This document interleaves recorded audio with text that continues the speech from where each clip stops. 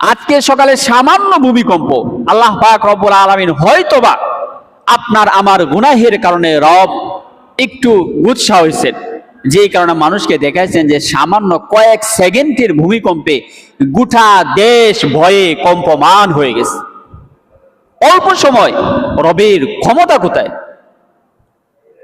দুনিয়ার ক্ষমতার কারণে আমরা যেইভাবে এই আমার ওইটা আমার ওইটা আমার এইটা সেটা অনেক কিছু বলছে, কিন্তু রব একটা বার চিন্তা করেন রবের ক্ষমতা কোন পর্যন্ত।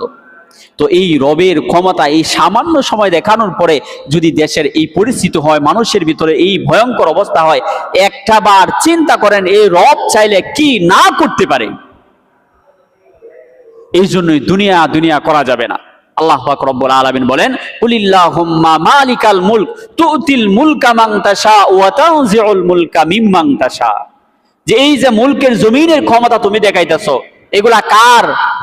আল্লাহুম্মা মালিকাল মুলক, এগুলা সব এই রবের। এই দুনিয়া এই ক্ষমতা এগুলা মানুষের নয়।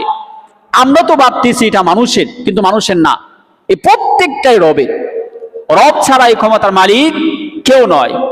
আজকে যদি আমার ক্ষমতা থাকতো তাহলে আমার বিল্ডিংকে আমি ধরে রাখতাম, বিল্ডিং হেলতে তুলতে পারতো না।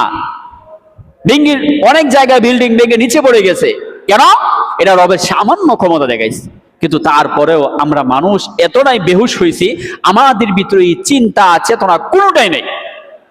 আমরা আছি তো আছি, এই দুনিয়ার মায়ার মহাব্বত আপনাকে আমাকে এইরকম ভাবেই গ্রাস করছে। এখন এই দুনিয়ার মহাব্বতের কারণে সব ভুলে গেছে, রব ভুলে গেছে।